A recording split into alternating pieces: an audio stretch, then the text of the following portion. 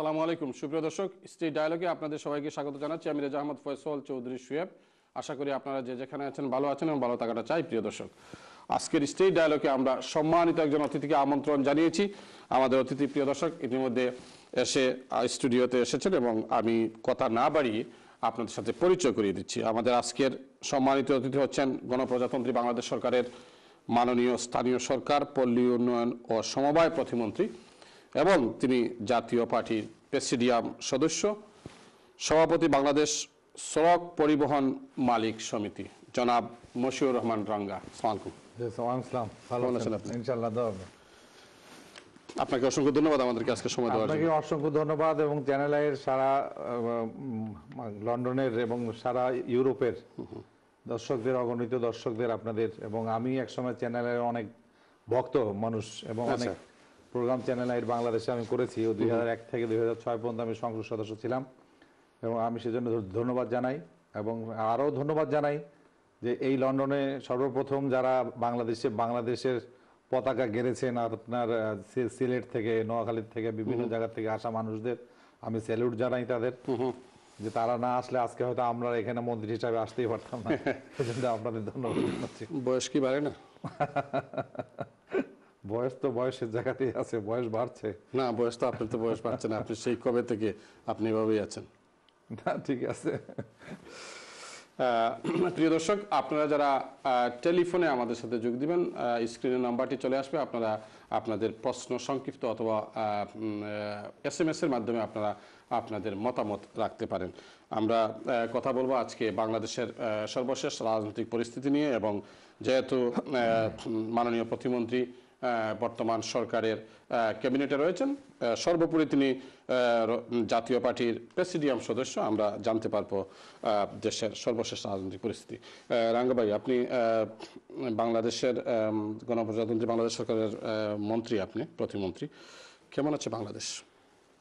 যে কোনো সময়ের তুলনায় রাজনীতি করার বয়স থেকে আমি যতটুকু আমি বুঝি, অনুভব করি, আমি আমার দলের পক্ষে বা আমার সরকারের পক্ষে বলছি না, আমি সারা দেশ থেকে অনেকেই এর মধ্যে এসেছেন বা এর মধ্যে যাওয়া আসা করেছেন, তারা নিশ্চয়ই উপলব্ধি করতে পারছেন দেশের একটি রাজনৈতিক অবস্থা, শান্তিপূর্ণ রাজনৈতিক অবস্থা থাকার কারণে যে কোনো সময় থেকে আমাদের দেশের অবস্থা এখনো অনেক ভালো, অনেক সুন্দর, অনেক ভালো। এবং এখানে যেমন লন্ডনে আপনারা রাত্রে 1-2টা বন্ধু ঘুরে বেরিয়ে মানে ঘুরলেও আপনাদের কেউ বাধা সৃষ্টি করে না। বাংলাদেশে কিন্তু আস্তে আস্তে আমরা এটা লক্ষ্য করছি, রাত্রে এখন সারা রাত্রে ধরে মানুষ বাজার করে, কিংবা মেয়ে মানুষ রাস্তায় থাকলে কেউ তাদের ডিস্টার্ব করে না। কিছু কিছু ঘটনা ঘটে যেগুলো সব সময় সব জায়গায় হয়তো ঘটে, আমাদের মিডিয়া অনেক বেশি মিডিয়াতে আসে, ভালো মন্দ সবই আসে। আমরা এই জন্য আমরা থ্যাঙ্কস দিই মিডিয়াকে না আসলে তো আর আমরা সব জানতে পারি না।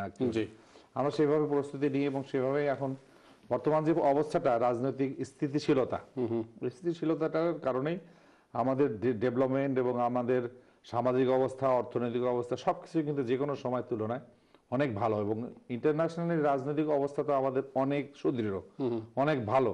আমরা লন্ডন জয় করেছি, লন্ডন মানে আমরা ব্রিটেন জয় করেছি। অর্থাৎ আমাদের বর্তমান 5ই জানুয়ারির নির্বাচনে যারা নির্বাচিত, তাদের একজন ডক্টর শিরিন শর্মিন, তিনি কিন্তু আজকে CPA কমনওয়েলথ পার্লামেন্ট তার কিন্তু নির্বাহী প্রেসিডেন্ট, তিনি এক্সিকিউটিভ প্রেসিডেন্ট। তো এটা কিন্তু আমরা জয় করেছি, এটা কিন্তু ভোটের মাধ্যমে হয়। কমনওয়েলথের দেশগুলোর থেকে যারা 2জন করে পার্লামেন্ট মেম্বার ভোট দিয়ে কিন্তু ওনাকে তৈরি করেছেন। উনি কিন্তু 5ই জানুয়ারির নির্বাচন থেকে এসছেন। এবং আমাদের IPU ইন্টার পার্লামেন্টারি অ্যাসোসিয়েশন, যেটা এটা হলো আপনার, এটা জেনেভাতে এটা এর প্রধান অফিস, এবং প্রত্যেক বছরই এটিতে 2জন করে আপনার একটা অনুষ্ঠান হয়। এবং এটা সাবির হোসেন চৌধুরী নির্বাচিত হয়েছেন, ওখানে বিপুল ভোটে কিন্তু জয়ী হয়েছেন উনি। তো ইন্টারন্যাশনালিও আমরা অনেক অগ্রসর। এবং আরো একটা ভালো সুসংবাদ যেটা হচ্ছে যে আমরা বাংলাদেশের মতো আয়তনের, প্রায় আয়তনের একটি জায়গা আমরা সমুদ্র জয় করি, আমি বলবো না সমুদ্র জয় করা যায় না, অনেক বিশাল, 3 ভাগ জল 1 ভাগ স্থল, কারণ সমুদ্র জয় করা যাবে না। তবে আমরা যুদ্ধ ছাড়াই কোনো শত্রুতা ছাড়াই আমরা একটা মামলা করে ভারতের বিরুদ্ধে এবং মায়ানমারের বিরুদ্ধে মামলা করে আমরা সেই মামলায় জয়ী হয়েছি এবং বাংলাদেশের সমপরিমাণ প্রায় একটা জায়গা এবং এর নিচে অনেক মিনারেল আছে এবং এর নিচে অনেক গ্যাস আছে, এগুলো আমরা এখন উত্তোলন করার জন্য মাননীয় প্রধানমন্ত্রী সমুদ্রের উপরে একটা পড়াশোনার করার জন্য বা ডক্টরেট বা এই ধরনের নেওয়ার জন্য ইতিমধ্যে কিন্তু তিনি ঢাকা বিশ্ববিদ্যালয়ে বা যেসব বিশ্ববিদ্যালয় আছে এই ধরনের একটা সাবজেক্ট উনি করার জন্য বলেছেন যে এগুলো রিসার্চ করার জন্য, ডক্টরেট করার জন্য বা এগুলো করার জন্য। তো সুতরাং আরো যদি বলতে যাই তাহলে আরো অনেক ডেভেলপমেন্টের কথা আপনি পরেও আপনি হয়তো জিজ্ঞেস করলে বলবো বা যদি দর্শকরা কোশ্চেন করে আমি বলবো। তবে আমি মোটামুটি আমি মনে করি যে কোনো সময় থেকে বাংলাদেশ সিনসিয়ারলি কিন্তু ভালো আছে। আপনি না হলে একবার আমি আমন্ত্রণ জানাই, আপনি দেখে আসবেন বাংলাদেশটা। আমরা অনেক পরিবর্তন কিন্তু বাংলাদেশে এক সময় আপনার এই লন্ডনে মানুষ টেলিগ্রাফ পাঠাতো, চিঠি আদান প্রদান ছিল, এখন আর সেটি নেই, এখন মোবাইলের কথা হচ্ছে এবং টেলিভিশনে সকালে তথ্য প্রযুক্তি তো এত বেশি অগ্রসর হয়েছে যে আমাদের ইউনিয়ন লেভেল থেকে তথ্য প্রযুক্তি প্রত্যেকটা ইউনিয়নে কিন্তু আমরা অলরেডি এস্টাবলিশ করে ফেলেছি এটা, অর্থাৎ প্রত্যেকটা ইউনিয়নেই তথ্য প্রযুক্তিতে যাচ্ছে এবং প্রত্যেকটা প্রাইমারি স্কুলে অর্থাৎ বাচ্চাদের যেটা, এটা তো বই কিনতে হয় না, বাচ্চাদের তো এগুলো তো গভর্নমেন্ট থেকে বই দেওয়া হচ্ছে এবং ক্লাস 10 পর্যন্ত বই দেওয়া হচ্ছে, এগুলো বই পাচ্ছে তারা এবং জানুয়ারি মাসের 7 দিন আগেই তারা বইগুলো পাচ্ছে ফ্রি অফ কস্ট। এগুলো আমরা চেষ্টা করছি যাতে আসে এবং আমাদের তো অর্থনৈতিকভাবে বাংলাদেশে একটু সমস্যা তো রয়েছেই। তো সেটা হচ্ছে যে আমাদের 16 কোটি মানুষ, কিন্তু আমরা ট্যাক্স দেই মাত্র 8 লক্ষ মানুষ, 16 করোড়, আর সেখানে হচ্ছে 8 লক্ষ মানুষ ট্যাক্স দেয়। আর আমি তো আমাদের লন্ডনে আমি দেখছি গাড়ি রাস্তার একটু কি বলে ইয়েলো লেভেল ক্রস করলে জরিমানা হচ্ছে, টুসিং করে নিয়ে যাচ্ছে, মানে এত বেশি মানে ইয়ে আছে। আমি লন্ডন হেমলেট ওনার সঙ্গে আমি দেখা করেছি, আমাদের লুৎফর সাহেবের সঙ্গে, ওনার সঙ্গে আমি স্থানীয় সরকারের বিষয়গুলো নিয়ে কথা বলেছি। তো স্থানীয় সরকার যেহেতু আমার, সুতরাং আমার এবং আশরাফ ভাই উনি আমার উপরে, উনি সব নির্দেশ আমার প্রদান করেন বা ওনার সঙ্গে আলোচনা করে যা করার আমি করি। আরো কিছু নতুন জিনিস আমরা এখানে আমরা ইনক্লুড করতে পারি কিনা দেখি। স্থানীয় সরকারের যে কাঠামো বাংলাদেশে, ইউনিয়ন পরিষদ লেভেলের যে কাঠামো, সেই কাঠামোকে আপনি আমাদের মেয়র সাহেবের সাথে, টাউন বেসের মেয়রের সাথে কথা বলেছেন, আপনার কাছে কি মনে হয়েছে যে স্থানীয় সরকার কাঠামো যেটি ব্রিটেনে, সেটির মতো করা বাংলাদেশে সম্ভব? না, বাংলাদেশে সম্ভব, বাংলাদেশে আরো কিছুদিন সময় দিতে হবে। অর্থাৎ বাংলাদেশের আমাদের যেটা গণতন্ত্রের কথা আমরা বলি, এই ব্রিটেনের গণতন্ত্রেও কিন্তু এস্টাবলিশ করতে 6 জন স্পিকারকে প্রাণ দিতে হয়েছে, অর্থাৎ এই হাউস অফ কমন্সে পিটিএ মেরে হত্যা করা হয়েছে 6 জন এমপিকে, সরি স্পিকারকে। তো সুতরাং আমাদের দেশে তো এখনো একজনও নিহত হয়নি। আমি আল্লাহর রাস্তায় যাতে না হয় আল্লাহর কাছে শুকরগুজার করি। তবে আমরা গ্রাজুয়ালি কিন্তু যদি আওয়ামী লীগের কথা বলি, আমরা 9 বছর ক্ষমতায় ছিলাম, আওয়ামী লীগ ছিল 15 বছর ক্ষমতায় ছিল এবং অন্যান্য যেসব কি বলবো সেনা সমর্থিত রাজনৈতিক দল যারা, তারা বাকি সময়টুকু কিন্তু তারা ছিল। কাজে 15 বছরে গণতান্ত্রিক একটি সরকার, সেটি হচ্ছে আমরা যদি বলি তাহলে কিন্তু আওয়ামী লীগকেই বলতে হয়, কারণ তারা কোনো সেনা সমর্থিত বা ইয়ার থেকে তারা আসে নাই। আমরাও কিন্তু সেনা সমর্থিত, এরশাদ সাহেব কিন্তু সেনা সমর্থিত আসার পরেও কিন্তু উনি গণতন্ত্র দিয়েছিলেন, কিন্তু সেটা অনেকে মানতে চায় না। সেটাও আমরা যদি ছেড়েই দিই তাহলে আমরা 9 বছরের গণতন্ত্র, আমাদের আরো একটু সময় লাগবে। আমাদের যে পাওয়ার অফ হেমলেটের যে তাদের যে ইয়াগুলো আপনার ক্ষমতাগুলো আছে, এই ক্ষমতাগুলো অনেক বেশি ক্ষমতা তাদের দেয়া আছে, যেটা আমাদের দেশে এখনো দেওয়া সম্ভব হয়নি। এটা বিভিন্নভাবে আমাদের দেশে এখনো ভোটে অনেক ইলিটারেট মানুষও চলে আসে ভোটে, অনেক কারণে অনেকেই ভোটে জয়ী হয়ে আসে। সে কারণে আমাদের আরো একটু সময় লাগবে এটাকে এস্টাবলিশ করতে, তবে আমরা করবো ইনশাআল্লাহ। রাঙ্গা ভাই, থ্যাংক ইউ। দেখি একজন কলার আছে সম্ভবত লাইনে। কে আছেন লাইনে? হ্যালো, আসসালামু আলাইকুম। হ্যালো, আসসালামু আলাইকুম। ওয়ালাইকুম সালাম। কে বলছেন প্লিজ? ভাই সাহেব, আমি নিউক্যাসল থেকে বলছি। জি, আমি আমারও মন্ত্রী ছিলেন, এমপি সাহেব, তার কাছে একটা প্রশ্ন রাখতাম। জি, খোকা যে আমি তো জাতীয় পার্টির এমপি, জি, জাতীয় পার্টির চেয়ারম্যান হুসাইন মোহাম্মদ এরশাদ সকালে কথা বলছেন, সকালে কথা মাতই আর বিকালে আর কথা মাতই, রোমান কইতা দিছেন নি আপনি? আপনি আসুন নি লাইনো? Okay, thank you. ওকে, আপনি টেলিভিশন দেখতে থাকুকা, আমরা মাননীয় মন্ত্রী আপনার প্রশ্নের উত্তর দিবা। দেখি নেক্সট কে আছেন লাইনে? হ্যালো, আসসালামু আলাইকুম। রং নাম্বার বলেছি। সালামু আলাইকুম।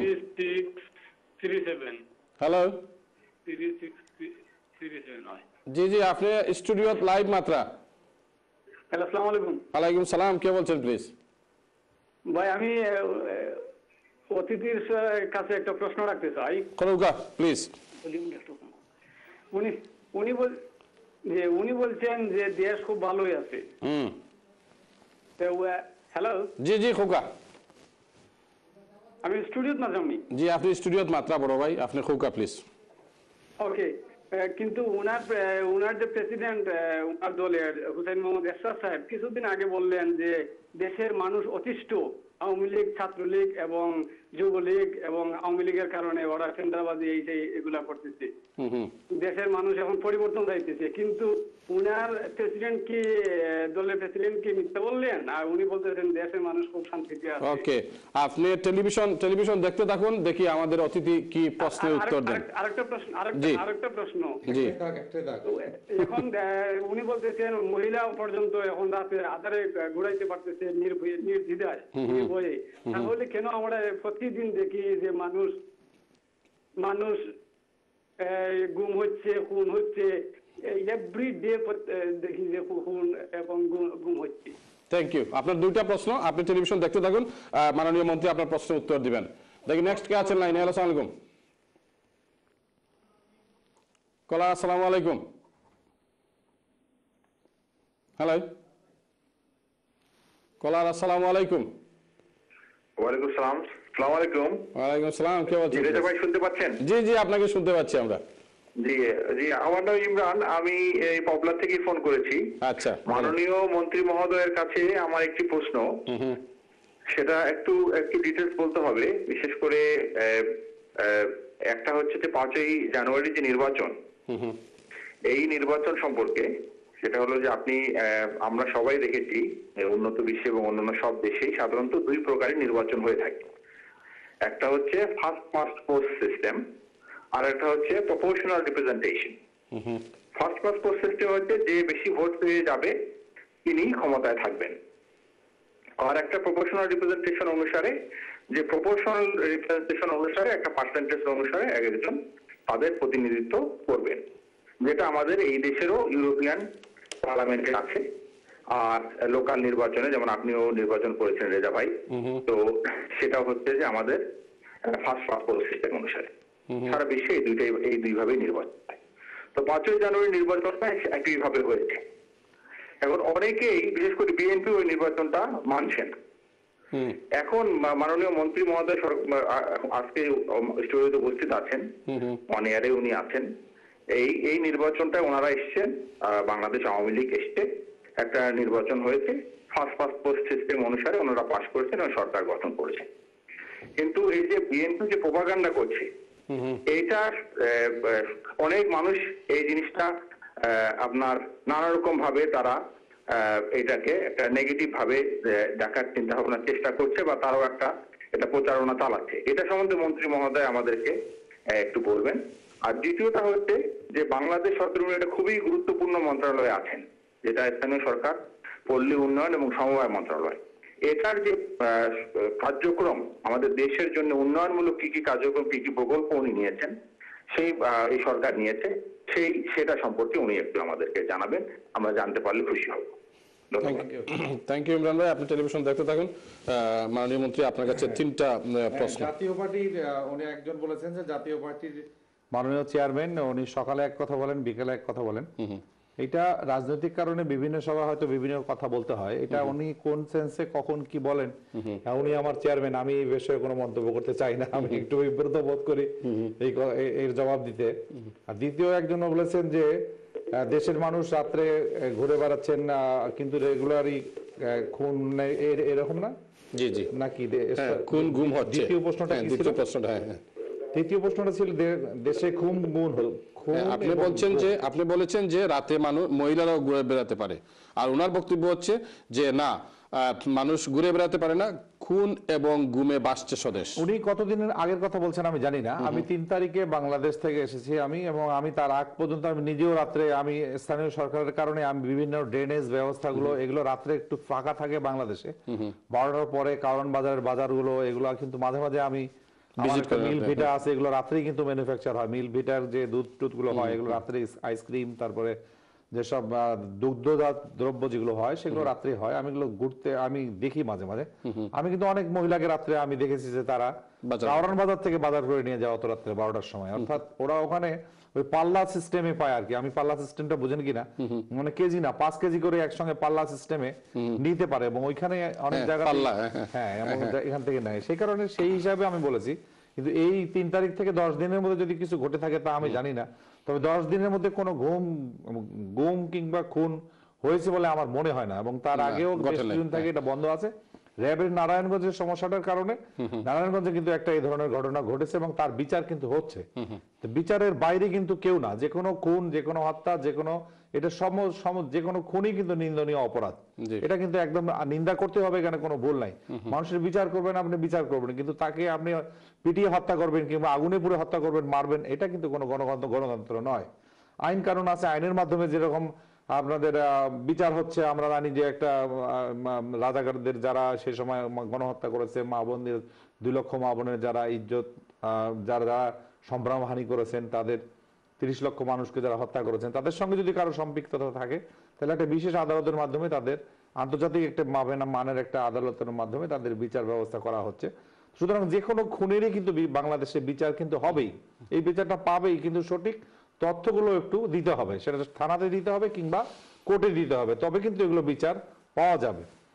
আর তৃতীয়ত বলেছেন চতুর্থ বলেছেন ইমরান সাহেব যে 5ই জানুয়ারি নির্বাচন ফার্স্ট। আমাদের 5ই জানুয়ারির নির্বাচনের কথা আমি একটু আগে আপনাকে বলেছি যে 5ই জানুয়ারিতে যারা নির্বাচন করেছেন তাদের অন্যতম হচ্ছে এবং বাংলাদেশ জাতীয় সংসদের মাননীয় স্পিকার ডক্টর শিরিন শারমিন চৌধুরী। তিনি কিন্তু আজকে হাউস অফ কমন্স শুধু নয়, সারা ব্রিটেনের যেসব আপনার কমনওয়েলথ কান্ট্রি আছে সমস্ত কান্ট্রির সরাসরি ভোটে কিন্তু উনি নির্বাচিত হয়েছেন। এবং এখন বিশ্বের বহু দেশ থেকে এই 5ই জানুয়ারির নির্বাচনকে আরো উৎসাহিত করা 5ই জানুয়ারি নির্বাচনকে মেনে নেওয়া হচ্ছে এবং বলা হচ্ছে যে পরবর্তী নির্বাচনটা যেন এভাবে না হয়। আর এই নির্বাচনটা হওয়ার পূর্বে মাননীয় প্রধানমন্ত্রী কিন্তু মাননীয় বিরোধী দলের নেত্রীর সঙ্গে টেলিফোনে আলাপ করেছিলেন এবং ওনাকে ডেকেছিলেন, আলাপ করার জন্য বলেছিলেন এবং বলেছিলেন যে 7 জন স্বরাষ্ট্রমন্ত্রী সহ 7 জন মন্ত্রী ওনারা দেবেন, তবু নির্বাচনটা হোক। মানে যদি না হয় 5ই জানুয়ারি নির্বাচনটা, তাহলে একটা সাংবিধানিক একটা সমস্যা, সাংবিধানিক একটা শূন্যতার সৃষ্টি হয় এবং একই সঙ্গে দেখা যায় যে অন্য কারা হয়তো বিগত দিনে যারা সামরিক শাসন করে আসছে তারা এটা ইন্টারফেয়ার করতে পারে বা গভর্নমেন্টে আসতে পারে। সে কারণে কিন্তু 5ই জানুয়ারি নির্বাচনটা করা হয়েছে। তার মানে আপনি বলতে চাচ্ছেন যে নির্ঘাত সামরিক শাসন থেকে আপনারা শেষ করি ইমরান সাহেবের জবাবটা শেষ করি। এই কথাগুলো উনি বলেছেন, প্রোপাগান্ডার কথা বলেছেন যে বিএনপি বা অন্য কোনো রাজনৈতিক দল প্রোপাগান্ডা করছে। প্রোপাগান্ডা করবেই, যারা আসেননি তারা তো মনক্ষুণ্ণ হবেনি, স্বাভাবিক। সুতরাং আরেকটা নির্বাচন তারা এখন চাচ্ছেন বা চাইবেন, এটাও স্বাভাবিক। দেবেন কি দিবেন না এটা মাননীয় প্রধানমন্ত্রীর হাউস অফ লিডার হচ্ছেন মাননীয় প্রধানমন্ত্রী, তিনি এটা বিচার ব্যবস্থা করবেন। আসলে কবে করবেন, কি করবেন, এটা ওনার বিষয়। আর দ্বিতীয়ত উনি আরেকটি প্রশ্ন করেছেন যে স্থানীয় সরকারের কার্যক্রমগুলো উনি একটু জানতে চাচ্ছিলেন। কারণ এগুলো কিন্তু ইলাবোরেটলি অনেকগুলো আছে, তার মধ্যে আমি শর্ট করে একটু বলি যে স্থানীয় সরকারের কাজগুলো হচ্ছে স্থানীয় সরকার, পল্লী উন্নয়ন ও সমবায়, এই 3টি নিয়ে মন্ত্রণালয়। তো আমরা স্থানীয় সরকার যেটি হচ্ছে সেটি হচ্ছে যে স্থানীয় সরকার আমরা রুরাল লেভেলে বা গ্রামের যে রাস্তাগুলো এগুলো আমরা করি, হাইওয়ে রাস্তাগুলো, এই রাস্তাগুলো কিন্তু করে রোডস অ্যান্ড হাইওয়ে। এগুলো কিন্তু বড় বড় যেসব রংপুর, দিনাজপুর, রংপুর, বগুড়া বা সিলেট, ঢাকা, এগুলো যে রাস্তাগুলো এগুলো কিন্তু করে আপনার যোগাযোগ মন্ত্রণালয়। আমরা যেটা করি সেটা হচ্ছে রুরাল যে রাস্তাগুলো আছে 13 ফিট বা 12 ফিট করে বা 17 ফিট করে, যেখানে যে রকম প্রয়োজন পড়ে, growth centre to growth centre, upazila to upazila, এই কানেক্টিং রোডগুলো কিন্তু আমরা স্থানীয় সরকার থেকে মাননীয় আশরাফ সাহেব, উনি আমাদের মন্ত্রী, ওনার মাধ্যমে আমরা এগুলো করে থাকি। তো সেটাতে আমি একটা স্ট্যাটিস্টিক্স দিতে পারি, সেটা হচ্ছে যে আমরা 43 বছরে আমরা কিন্তু রাস্তা আমরা দেখেছি যে 97,000 কিলোমিটার রাস্তা হয়েছে 43 বছরে। তার মধ্যে গত 5 বছরেই শুধু আমরা করেছি, অর্থাৎ আওয়ামী লীগ সরকার গত 5 বছর আওয়ামী লীগ সরকার করেছে 32,000 কিলোমিটার, এবং এবারও আমরা প্রায় 25,000 কিলোমিটার রাস্তা কিন্তু আমরা নেওয়ার চেষ্টা করছি।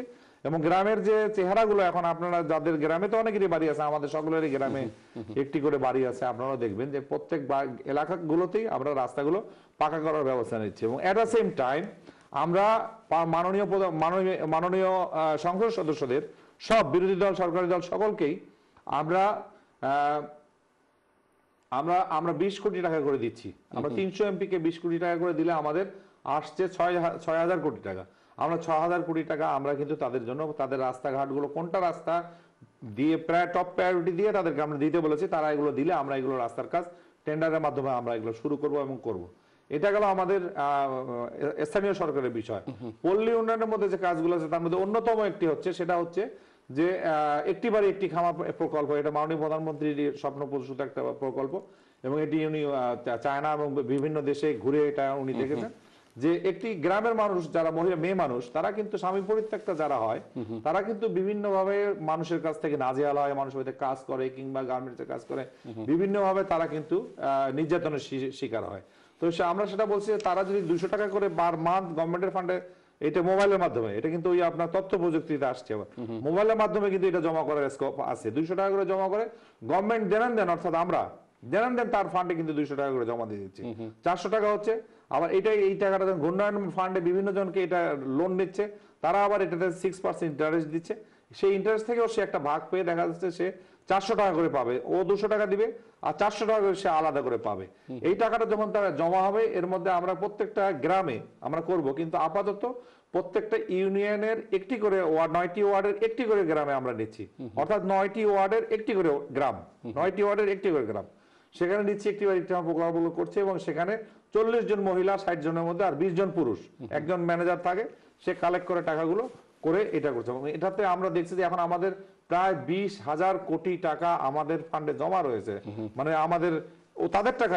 এটা আমরা একটা মাননীয় প্রধানমন্ত্রী একটা নতুন ব্যাংক করে দিয়েছেন, পার্লামেন্টে একটা অনুমোদন করে দিয়েছে, ব্যাংকটি হচ্ছে পল্লী সঞ্চয় ব্যাংক। এই সঞ্চয় ব্যাংকে জমা হচ্ছে, এবং এই সঞ্চয় ব্যাংকের মাধ্যমে আমরা এই ধরনের মহিলাদের আরো সুযোগ সুবিধা দেওয়ার জন্য তাদেরকে আমরা যেমন হাউসকিপার, অনেক দেশে হাউসকিপার মহিলারা কিন্তু এখন লাগছে, বা আমরা ইতিপূর্বে দেখেছি যে আমাদের অনেক ফিলিপাইন অনেকেই কিন্তু হাউসকিপিং অনেক দেশেই করছে। আমরা এদেরকে ট্রেনিং দিচ্ছি যে কাপড়টা কিভাবে প্রেস করতে হবে, তারপরে আপনার পর্দাটা কিভাবে লাগাতে হবে, তারপরে আপনার ওয়াশিং মেশিন দিয়ে কিভাবে আপনার কাপড়টা ওয়াশ করতে হবে, বেডটাকে কিভাবে তাদের স্টাইলে ঠিক করতে হবে। যে দেশের প্রত্যেক দেশের বেডের স্টাইল কিন্তু আলাদা, লন্ডনের আলাদা, আমেরিকার আলাদা, চায়নার আলাদা, মানে ঘরেরও সিস্টেম আলাদা, আবার বেডেরও সিস্টেম আলাদা। তো যে দেশের যে প্রয়োজনীয় হাউসকিপিং এর জন্য যেসব তাদের নলেজের দরকার, এই নলেজগুলো আমরা তাদেরকে দেওয়ার চেষ্টা করছি, এবং তারা কিন্তু মাননীয় মন্ত্রী আরো অনেক আছে। আমি শুনবো আপনার কাছ থেকে। আরো যেহেতু ইমরান সাহেব প্রশ্ন করেছেন, আমি বলতে চাই, আমি আসছি আপনার কাছে। প্রিয় দর্শক, আমরা যাচ্ছি ছোট্ট একটি বিজ্ঞাপন বিরতিতে থেকে ফিরে এসে আমরা মাননীয় প্রতিমন্ত্রীর কাছ থেকে আমরা স্থানীয় সরকার নিয়ে আমরা আরো আলোচনা করবো। আমাদের সঙ্গেই থাকুন। Thank you.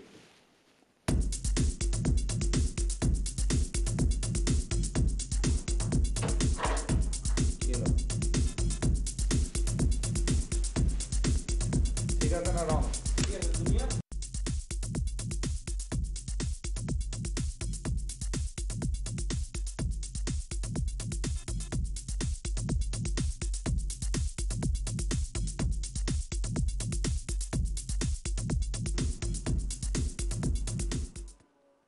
আসসালামু আলাইকুম সুপ্রিয় দর্শক, বিজ্ঞাপন বিরতির পর আমরা আবারও ফিরে এসেছি। এই মুহূর্তে যারা টিভি সেটের সামনে বসেছেন, আপনারা তো জানেন না আমরা কি নিয়ে এবং কাকে নিয়ে কথা বলছি। প্রিয় দর্শক, আজকের স্টেট ডায়ালগের সম্মানিত অতিথি হচ্ছেন স্থানীয় সরকার, পল্লী উন্নয়ন ও সমবায় প্রতিমন্ত্রী জনাব মশিউর রহমান রাঙ্গা। আমরা কথা বলছি বাংলাদেশের রাজনৈতিক এবং স্থানীয় সরকার মন্ত্রণালয় নিয়ে। এবং রাঙ্গা সাহেব বিজ্ঞাপন বিরতিতে যাওয়ার আগে ইমরান সাহেবের প্রশ্নের উত্তর দিচ্ছিলেন এবং তাকে আমি থামিয়ে দিয়েছিলাম। আমরা একটি বিরতিতে গিয়েছিলাম। প্রিয় দর্শক, আমি আপনাকে অনুরোধ করছি আপনি যদি এটি একটু সংক্ষিপ্তভাবে আপনি যদি বলেন। সংক্ষিপ্ত তো নয়, একটা মন্ত্রণালয়ে তো অনেক কাজ থাকে, তারপরে আমি সেই উল্লেখযোগ্য কাজের কথাগুলো আমি বলছি শুধু, এটা খুব বেশি হবে না, আর 2-3টি উল্লেখযোগ্য বলে আমি শেষ করব। যেমন আমি এটি বললাম যে একটি বাড়ি একটি খামারের কথা আমি বললাম, এটা পল্লী উন্নয়নের থেকে হচ্ছে। আর একটি হচ্ছে একটি বাড়ি একটি জনপদ, অর্থাৎ হচ্ছে আমাদের গ্রামে আমরা লক্ষ্য করছি ইদানিং যে আমাদের কৃষি জমি নষ্ট হচ্ছে, অর্থাৎ প্রত্যেকে 4 ভাই 4টা বাড়ি করছে, 4টা বাড়ি করলে জায়গাটা নষ্ট হচ্ছে। মাননীয় প্রধানমন্ত্রী এটা আমাকে বললেন চায়নাতে একটু দেখে আসার জন্য। আমরা চায়না গিয়েছিলাম, দেখে আসলাম আমরা যে এখানে টোটাল তারা একটা বিল্ডিং করে ওর মধ্যে সব কৃষকদের তারা সেখানে রেখেছে, এবং সেখান থেকে তারা সকালে কাজে যায়, বিকালবেলা সেখান থেকে কাজে ফিরে আসে, এবং সেখানে তারা গরু পালছে, সেই গরু কাউডাং দিয়ে তারা গ্যাস করছে, গ্যাস দিয়ে রান্না করছে, সোলার দিয়ে তারা ওখানে ইয়ে করছে। তো এটা আমরা দেখার পর, এটা আমরা ওনার কাছে বলার পরে উনি বললেন যে এটা ইমিডিয়েট একটা একনেকে নিয়ে আসো।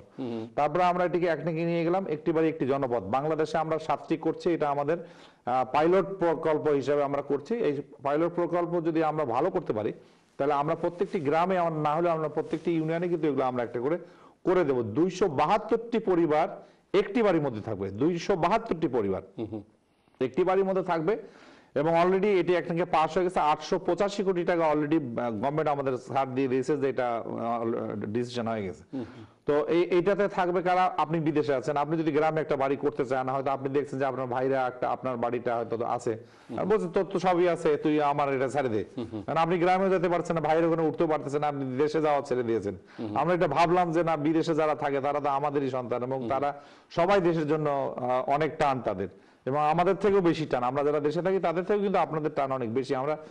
আমি এটা ব্যক্তিগতভাবে ফিল করি, আমার কাছে খুব খারাপ লাগে, কষ্ট লাগে যে আসলে অনেক দূরে থাকেন। আমরা একটু ঢাকার বাইরে আসলে, এই যে লন্ডনে আসছি, কালকে বাংলাদেশে যাব, আমার মনটা বড় হয়ে যাচ্ছে, সকালে আমার রাতে ঘুমই হবে না আনন্দে যে বাংলাদেশে যাচ্ছি। মানে লন্ডনে তো আমি অভ্যস্ত না, কাজে সেই কারণে। তো এই জন্য আমরা এই বাড়িগুলো আমরা করে দিতে চাচ্ছি, যাতে আপনি ওখানে একটা বাড়ি নিতে পারেন, এবং উইদিন 13 ইয়ার্স আপনি এই বাড়িটার মালিক হয়ে যাবেন। মানে আমরা ইয়া করে দেবো, আমরা সিলিং করে দেবো যে এত টাকা মান্থলি আপনি দেবেন, দিলে এই বাড়িটা আপনাকে দেওয়া হবে, মুক্তিযোদ্ধাদের দেওয়া হবে, কৃষকদের দেওয়া হবে। এটা এখনো পুরোপুরি মাননীয় প্রধানমন্ত্রী এখনো ডিসিশন নেয়নি কাকে দেওয়া হবে, তবে এগুলো করার পরে তো এই সিদ্ধান্তটা আসবে কাকে দেওয়া হবে। তাহলে এটা হবে কি, আপনার কারেন্টের তার আলাদা নিতে হবে না, কারেন্টের খুঁটি আলাদা বসাতে হবে না, আপনার কৃষি জমি নষ্ট হবে না, মানে বিভিন্ন। আর একটা সময় ভিত্তিতে করলে তাহলে সবাই মিলে একসঙ্গে কাজ করবে, এবং ওই একটা বাড়িতে যদি সবাই মিলে থাকে, তখন নিজের বাড়ি যখন হবে এটা, তখন তারা কিন্তু এটা নষ্ট করবে না। সেই কারণে আমরা এই ধরনের একটা প্রকল্প নিয়েছি। আর বিশেষ করে গ্রাম পল্লী উন্নয়ন সমবায়ের, যেমন মিলভিটা আমাদের কাউ দুধের উপরে আমরা গ্রামে গরু দিয়ে দিচ্ছি, কিনে দিচ্ছি, এবং তারা দুধ বিক্রি করে। এখন কিন্তু বাংলাদেশে দুধের দাম এখনো 54 টাকা, বাংলাদেশের কারেন্সিতে 54 টাকা। তো সেখানে আমরা 54 ফিক্সড করে দিয়েছি যে 54 টাকার কমে কেউ দিতে পারবে না। তো তারা এই দুধগুলো বিক্রি করে তারা কিন্তু গরুটা ফ্রি করে নিচ্ছে। মানে একটা গরুর 12 কেজি কিংবা কোনো গরুর 30 কেজি পর্যন্ত, আমি গ্রামে গ্রামে ঘুরছি, তো আমি এগুলো দেখে আসছি সব, এবং খুব ভালো লাগে এই ফার্মগুলো দেখতে, আমার কাছে খুব ভালো লাগে। ছোট ছোট বাচ্চা, এবং গরুগুলো আপনার নাম ধরে ডাকে ওরা, যে সাপোজ হয়তো লাইলি বেগম বলে, লাইলি বেগম সত্যি কিন্তু আমি I have seen my own eyes, তারা চলে আসতেছে, এবং তারা ওই দুধ ওর বাচ্চা আছে, ওর বাচ্চাকে দিয়ে তারা, আমাদের তো এখন ওই সিস্টেম গুলো আসেনি এই যে ইয়েতে, তাকে দোয়ানোর জন্য কোনো গরু 30, 35, 40 কেজি পর্যন্ত দুধ দিচ্ছে। তাহলে একটা মহিলা যদি একটা গরু পেলে 40 কেজি দুধ পায়, 1 কেজি 2 কেজি না সে নিজের বাচ্চাদের জন্য রেখে দিল, বাকিটা কিন্তু বিক্রি করলে কিন্তু সে একটা সলভেন্ট হয়ে যাচ্ছে, আস্তে আস্তে কিন্তু সচ্ছল হয়ে যাচ্ছে। আমাদের উদ্দেশ্যটাই এটা, এবং সচ্ছল হচ্ছে। আমরা চরজীবিকায়ন করছি, অর্থাৎ আমাদের যেহেতু উজানের দিকে আমাদের 54টি নদী, পানি বন্ধ করে দিচ্ছে, পানি আসছে না, পানি কম দিচ্ছে, ফারাক্কা করছে, অনেক কিছু করেছে। আমরা এগুলো নিয়ে পার্লামেন্টে কথা বলেছি, এবং এটা নিয়ে মমতা প্রধানমন্ত্রীর সঙ্গে, পশ্চিমবঙ্গের প্রধানমন্ত্রীর সঙ্গে মাননীয় প্রধানমন্ত্রী কথা বলার চেষ্টা করছে। তো এগুলো পানি না আসা পর্যন্ত আমরা চিন্তা করলাম, যদি না আসে তাহলে তো ফেলে রেখে জায়গাগুলো লাভ, আমরা এগুলো কাজে লাগাতে পারি কিনা। আমরা 15,000 টাকা করে ফ্রি অফ কস্ট আমরা কিন্তু আমার মন্ত্রণালয় থেকে আমি দিচ্ছি, মানে প্রধানমন্ত্রীর নির্দেশে আমি দিচ্ছি, 15,000 টাকা করে আমরা দিয়ে দিচ্ছি। তারা এখানে ভুট্টা করছে, তারা এখানে সবজি করছে, মরিচ করছে, আদা রসুন করছে, এবং আপনি কল্পনা করতে পারবেন না যে এগুলো কিন্তু আপনার কেমিক্যাল ফ্রি, এগুলো মানে আমরা কোনো জৈবিক আপনার গোবর সার এগুলো দিয়ে কিন্তু করছে, এগুলো কোনো কেমিক্যাল কিন্তু দিচ্ছে না এগুলোর মধ্যে, এবং যার কারণে এগুলো কিন্তু মানুষের জন্য মানে অনেক স্বাস্থ্যের জন্য অনেক হচ্ছে। তো এবং তারা নিজেরাও বেনিফিটেড হচ্ছে। আমি এর আগে এক সময় লন্ডনে এসেছিলাম, হ্যালোইন নামে এখানে আপনাদের একটা উৎসব আছে, হ্যালোইন। এই হ্যালোইনের সময় এসে আমি দেখি অনেকের বাড়ির সামনে ওই বড় বড় কুমড়া দেখেছিলাম। তো আমি একটা ভাবলাম যে এই কুমড়াটা কিভাবে, এটা কেন এত বড় হয়, ওদের দেশে যদি হয় তাহলে আমাদের দেশে হবে না কেন। তারপরে আমরা কিন্তু লন্ডন থেকে আমরা কিন্তু বীজ নিয়ে গেছিলাম, আমাদের যারা যেগুলো আমাদের কৃষি বিশ্ববিদ্যালয়, এদের আমরা বললাম আমি যে এগুলো আপনারা এগুলো বড় করতে পারেন না, এগুলো হাইব্রিড করতে পারেন না, বলে আমরা কেন পারবো না, পারবো, আমরা করে দেবো আপনাকে। করে দিয়েছে। এখন আমরা এগুলো আমরা ওই চরে আমরা তাদেরকে দিয়েছি 15,000 টাকা করে দিয়েছি। কুমড়ার বিচিটা শুধু ওখানে আঙ্গুল দিয়ে পুশ করে মাটির মধ্যে পুশ করে দিলে আর কিচ্ছু লাগছে না, মাঝে মাঝে একটু করে পানি দিচ্ছে, গাছ হচ্ছে এবং মানে অজস্র কুমড়া হচ্ছে। মানে এই কুমড়াতে কিন্তু আবার অনেক ভিটামিন আছে, চোখের উপকার হয়, অনেক কিছু আছে।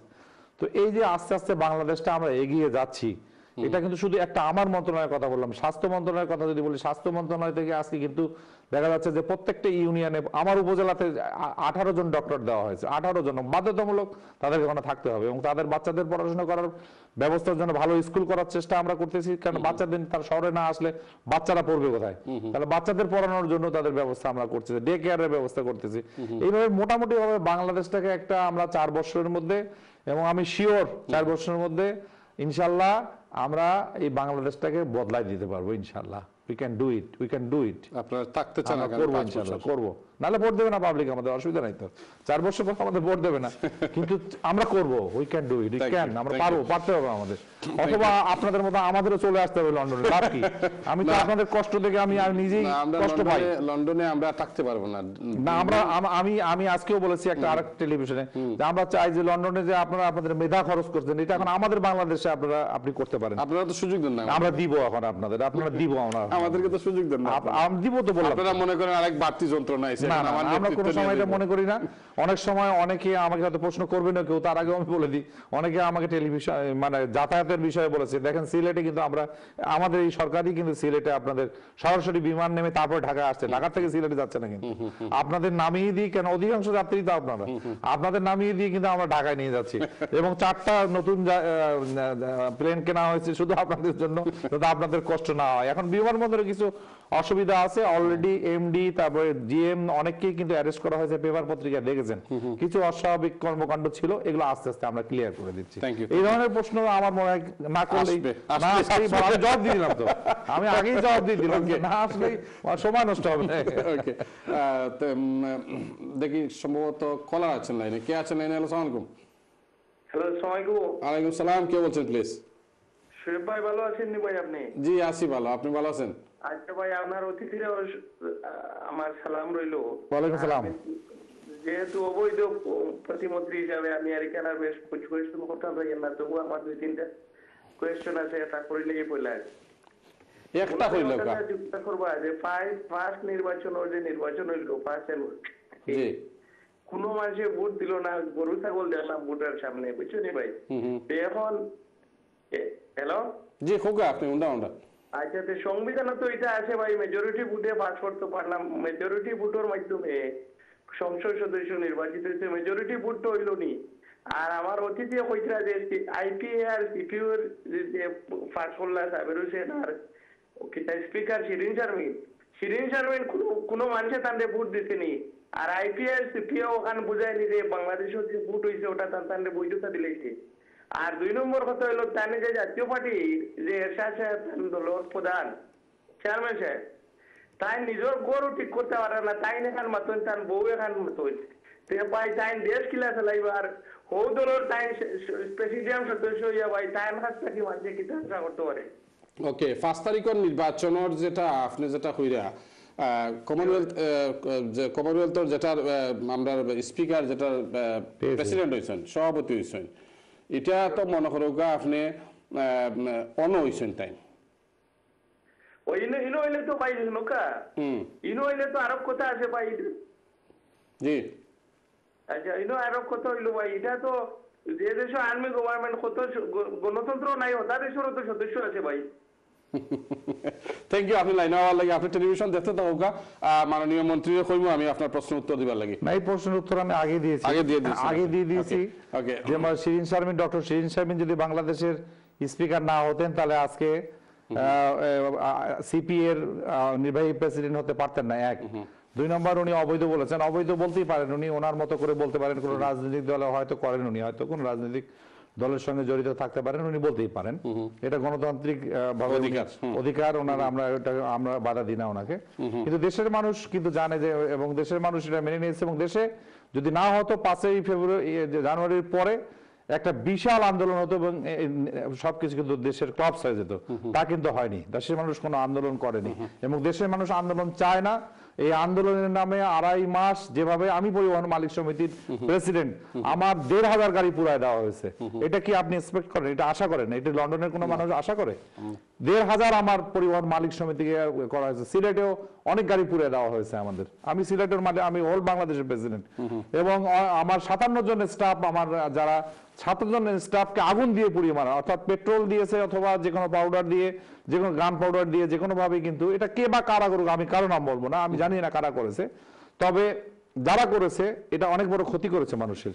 এবং এই মানুষগুলো, এই গাড়িগুলো যাদের ধ্বংস হয়ে গেছে, এই গাড়িগুলো চেসিস আমরা নিয়ে যাই, হয় বেডফোর্ডের চেসিস আমরা অল টাইম আমরা ইংল্যান্ড থেকে নিয়ে যাই, সব ইংল্যান্ড থেকে নিয়ে যাই, আমরা জাপান থেকে নিয়ে যাই, আমরা ইন্ডিয়া থেকে টাটা গাড়ির পার্টস নিয়ে আসি। তো এগুলো গাড়ি যদি আমরা, এইগুলো যদি মানুষগুলো ক্ষতিগ্রস্ত, এই গাড়িগুলো আবার, এই চেসিস গুলো আবার আনতে হবে।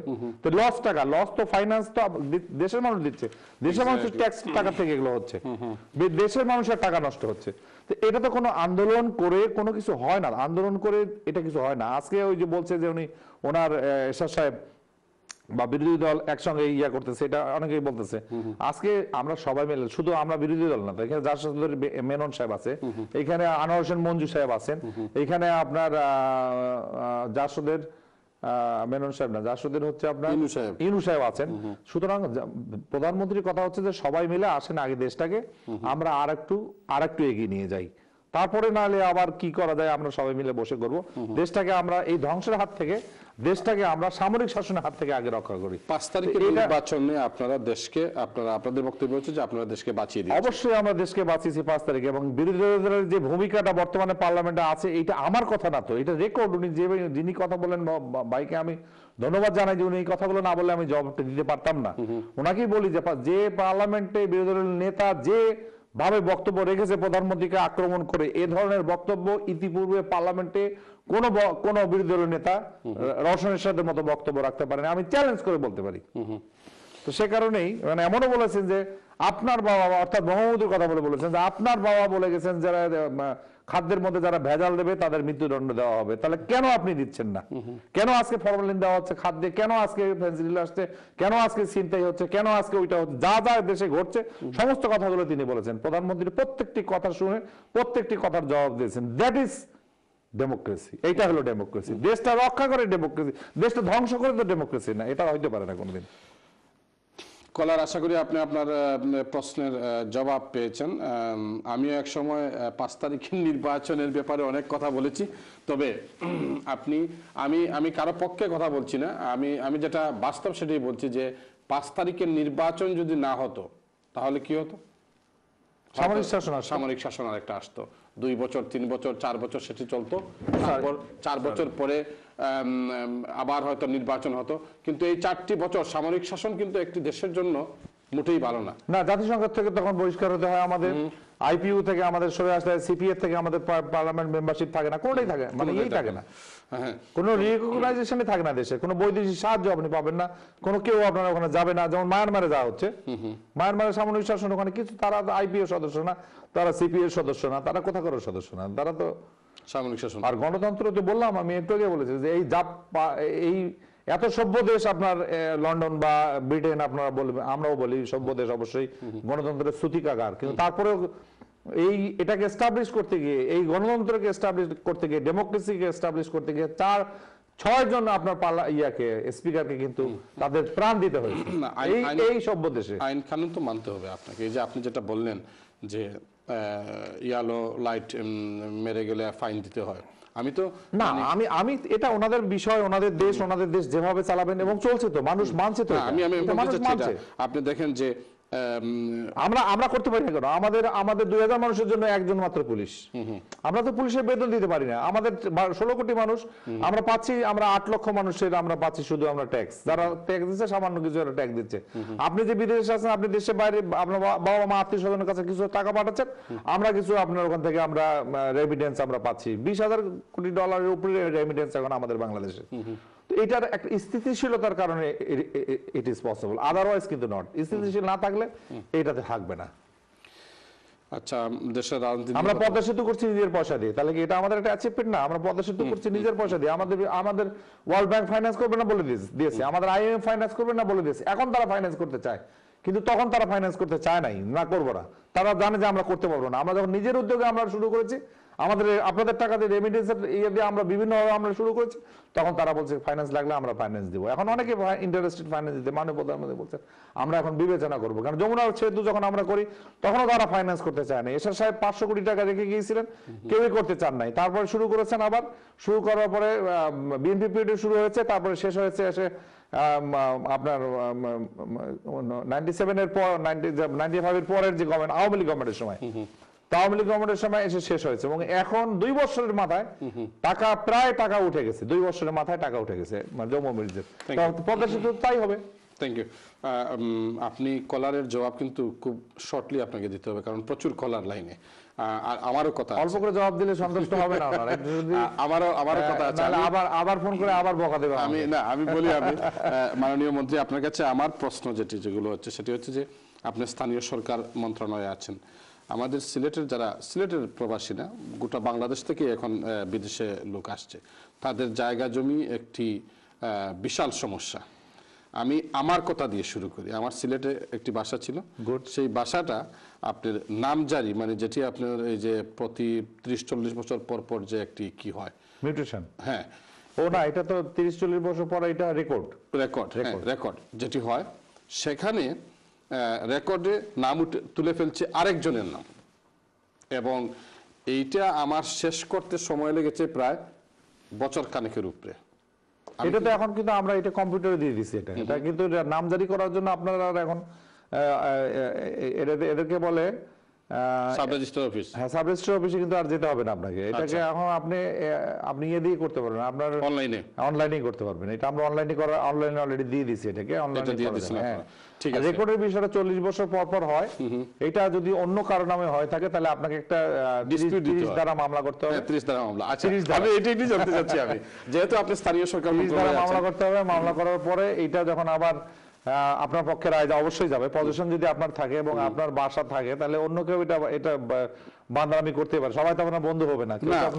আমাদের সিলেট শহরে বা সিলেটের যারা প্রবাসী রয়েছেন লন্ডনে, তাদের আপনার এই যে 30 ধারা মামলা, এখন মনে করেন একজন লোক এখানে কাজ করে, সে 2 সপ্তাহের জন্য ছুটি নিয়ে গেল বা 1 মাসের জন্য ছুটি নিয়ে গেল, তার কিন্তু এই সময় নেই যে আপনার এই সাব রেজিস্ট্রার অফিসে যাবে। এটা একটা প্রবলেম, এটা রেকর্ড হবে না। রেকর্ডটা বিষয়টা হচ্ছে কি, নামজারিটা জরুরি, নামজারি যদি হয়ে থাকে আপনার, তাহলে কিন্তু রেকর্ডের একটা সমস্যা হয় না, কেননা আপনার পজিশনে থাকবে, পজিশনটা কিন্তু মেইন, জমির পজিশনটাই কিন্তু আসল।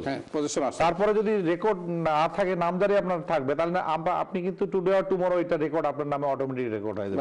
এবং এখন কিন্তু স্যাটেলাইটের মাধ্যমে আপনার বাড়িটা কোথায় বা আপনার জায়গাটা কোথায়, এটা সব কিন্তু বাংলাদেশে আমরা কিন্তু নিয়ে আসতে পারছি, গুগলের ভিতরে আমরা নিয়ে আসতে পারছি। কিন্তু কথা হচ্ছে গিয়া গুগল তো মানে না বাংলাদেশে। না, মানবে না কেন? মানবে, একটু সময় লাগবে তো। এখন আমার তো জায়গা নিয়ে যাচ্ছে, কিছুদিন আগে নিতে পারবে না তো, নিতে কেমন করে নেবে? 6 বছর থেকে আমি বলি আপনাকে, একজন এখানে থাকেন, উনি আমাকে ফোন করেছিলেন, উনি ফোন করে বলছেন যে ভাই, আমার 2 তলা বিল্ডিংটা 6 বছর ধরে দখল করে আছে সন্ত্রাসীরা, মস্তানরা। এখন মস্তানদের উৎপাত কিন্তু সামরিক শাসনের সময় হয় না, মস্তানদের উৎপাত কিন্তু ডেমোক্রেটিক সরকারের, আমাদের মানে গণতন্ত্রের সময় হয়। এটা আমরা দেখবো, এটা যদি উনি পার্সোনালি এখনো কি ওনার পজিশন ছাড়াই আছেন উনি প্রচুর বাড়ি। আপনি বাংলাদেশে গিয়ে, আমি আপনার মন্ত্রী হিসেবে আপনার কাছে আমার একটি বিনীত অনুরোধ, আপনি আমাদের কিন্তু একটা আমার ফোন নাম্বার দিয়ে দিন আপনি। হ্যাঁ, আমার ফোন নাম্বার দিয়ে দিবেন। এটা আমাদের, এটা আইন মন্ত্রণালয় থেকে তাদের দেয়া হয়, মানে আইন মন্ত্রণালয়। তারপরে আমি চেষ্টা করব, বলবো ইওনোকে বলে দেবো, বা ওখানে যারা দায়িত্ব ডিসি কে বলে দেবো, এটা যদি আপনার পজিশনে থাকে, এটা খোঁজ খবর নিয়ে, তাহলে যারাই দখল করে থাক, মাননীয় প্রধানমন্ত্রী একটা কথা বলি, যে আমার জগন্নাথ হল যেটা আমার, তার সামনে আমার সমবায়ের একটা জায়গা আছে, এইটা বোধহয় এইটা আমাদের 18 কাঠার এরকম হবে। তো এই জায়গাটা ওরা বললো যে আমাদের হল করতে হবে, জগন্নাথের মাঝখানে আন্দোলন করলো, করে এই জায়গাটা আমাদের ওয়াল ভেঙে ওরা দখল করে নিল। আমরা বললাম যে না, এটা তো গভর্নমেন্টের জায়গা, তোমরা দখল করে নিলে তাহলে কিছু করতে পারবে না। তখন তারা বললো যে আমরা এক্সচেঞ্জ করবো, বা আমরা এটা দিব না, আমাদের হলের দরকার। ঠিক আছে, হলের দরকার আছে, মাননীয় প্রধানমন্ত্রীর কাছে তোমরা বলো। তো বলছে আমরা প্রধানমন্ত্রীর কাছে বলবো না, আপনার দরকার থাকে আপনি বলেন। আমি তারপর মাননীয় প্রধানমন্ত্রীকে পার্লামেন্টে বললাম যে এরকম জায়গা তারা দখল করে নিয়েছে, এটা তো গভর্নমেন্টের জায়গা, আমাদের সমবায়দের জায়গা, এটা জায়গা যদি তারা দখল করে থাকে, কারা দখল করেছে, আমি বললাম যে আপনার দলেরই কেউ একজন, উনি সঙ্গে সঙ্গে বলে দিলেন সবগুলোকে অ্যারেস্ট করে আগে ঢোকাও, তারপরে আমার সঙ্গে কথা বলতে আসবা। অর্থাৎ উনি কিন্তু এটা কোনো সময় অ্যালাউ করেন না যে কেউ কারো জায়গা জোর করে দখল করে নিক, সে আওয়ামী লীগের ছাত্রলীগ হোক কিংবা যুবলীগ হোক কিংবা জাতীয় পার্টি হোক, যে দলেরই হোক, যে ইলিগাল করে থাকলে তাদেরকে ভিতরে ঢুকে দাও। ওকে, আমি আপনাকে মানে এখানকার বাস্তবতাটা বলি, আমি জানি না আপনাকে অন্য টেলিভিশনে বলা হয়েছে কিনা।